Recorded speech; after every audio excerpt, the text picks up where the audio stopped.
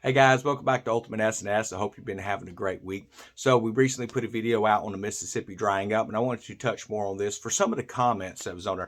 Now, for the productive comments, hey, that's awesome. So we did have a few comments I want to address. One of them, we are not trying to fearmonger on this channel. We are telling you this is what's happening, and these are what the effects are going to be. If that scares you, if reality scares you, then crawl back in your hole, get in your safe space with your coloring books and your freaking color crayons, because we're not going to sugarcoat stuff just for people who don't want to hear it. That's the reality of it. So if you've ever watched the show Tremors, they're talking about how the Tremors work. The big worm with little tentacles in its mouth, they move underground. There was one woman in the town. She goes, oh, I can't hear this. I don't want to hear this. And just walks off because she didn't want to get all the information because it was just too much for her to handle. The next thing you see, next scene, her kid's out there bouncing around on a pogo stick. She'd stay for the meeting. She didn't know that wasn't a good idea. Sitting on the porch, guy runs out to save her and she freaks out because the guy's running that way to save the kid. He grabs the kid. Snake grabs the freaking pogo stick, and then she's getting mad at the guy because he saved her kid because she didn't get all the information. And that's basically the way the world is, guys. That's the way people act in the world today. So there was a suggestion about when, the Army Corps of Engineers, they will just come in and dredge the Mississippi out. And while they have been doing parts of that now to get the barges that currently have supplies on it to continue to move those down the coast, it's not going to be a long-term feasible idea. And here's why. There's this thing, if you can remember from probably as far back as third grade, really into the fifth and sixth grade, when you had your science classes and stuff, you had all these different types of beakers and vials and glasswares and stuff like that. If you have one that is, say, 750 milliliters and it's in one of those nice, real tall, skinny beakers, okay, and then you have one of those real large fat ones over here. Well, if you take the 750 milliliter, which is pretty much fill the vial up, and you pour it over, you got about this much in the bottom of that large container. So when we start changing the surface area of stuff, it doesn't matter about the volume of water, because that same amount of volume of water is just going to spread over the surface area. So that's why dredging is not a long-term situation. It's going to be feasible.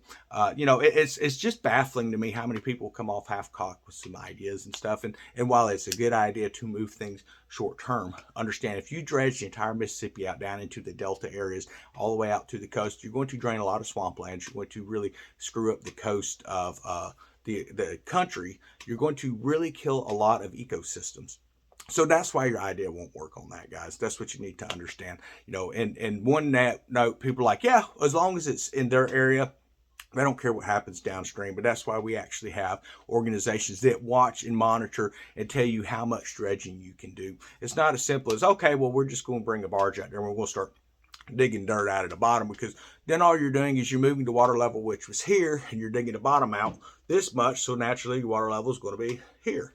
It's the same situation. You have the same amount of water. Why is this happening? Well, we mentioned it, and I said, it's up to you to search that truth out. The reason it's happening and the truth of it is going to be found in the Word of God.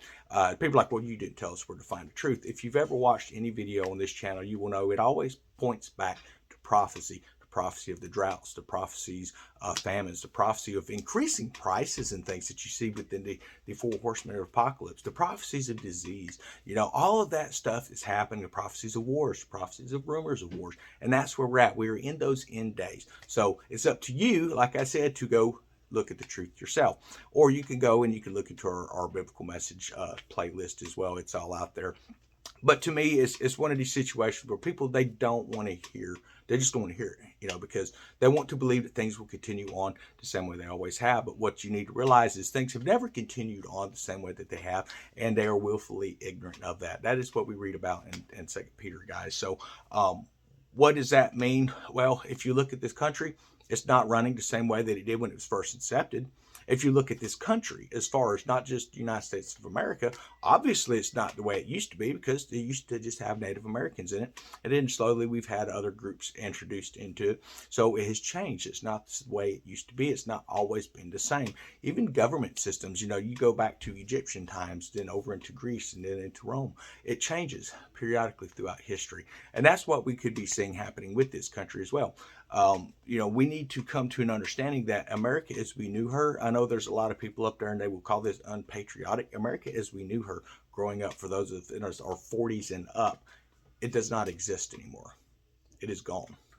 You can vote as many people as you want in there. It's gone. And the best part of America was the God-fearing America, the God-loving America, the America that I grew up in, where people actually loved the Lord and they tried to, be pleasing unto the Lord in their actions and stuff. But what we see now is a switch of dynamics, which is an embracing of sin and embracing of sexual immorality and things like that, that is increasingly going on the rise. And that is why we're seeing these plagues and these issues that are happening in our country. Now, there's going to be those that are going to comment, and now's your chance, guys. Oh, these ain't plagues. This is because of climate change. What do you think climate change is? You need to come to the realization that the more sin that increases in the world, the more of this type of natural disasters and plagues and famines and all these different things that are happening are going to happen just because of the direct result of sin, which is a spiritual thing, and then the result happens in the physical world, and that's what we're seeing around us, and it's going to continue to increase. In fact, it's going to continue to increase so much that you're going to have people persecuting you just because you speak that, and eventually they will physically persecute you, they will physically kill you because of the way that you believe. And that's where we're headed into end days. That's why it's important to inform you on all the information all at one time, and it always points you back to a source of truth.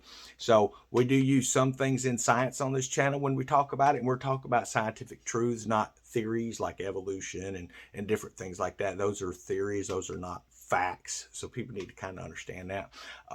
When you start looking at a body of data, any kind of data, it doesn't matter what it is. If you take a body of data and you look at it and you say, okay, so what is this data saying? Well, if you try to take an outside influence such as evolution and then say, okay, well, we're going to plug that in, it's going to change the data, rather than allowing the data to change the narrative for what they believe. But if you look at everything always points back to a creator, which would tell you that, okay, there is one narrative that actually explains exactly what the data is pointing to, and that we have a creator, and that our creator loves us, and that our creator died for us. And that's something you need to understand. So I hope everyone's been having a great day. I'm going to hop off here, but I want to just touch on that for just a moment for you guys. Have a wonderful evening.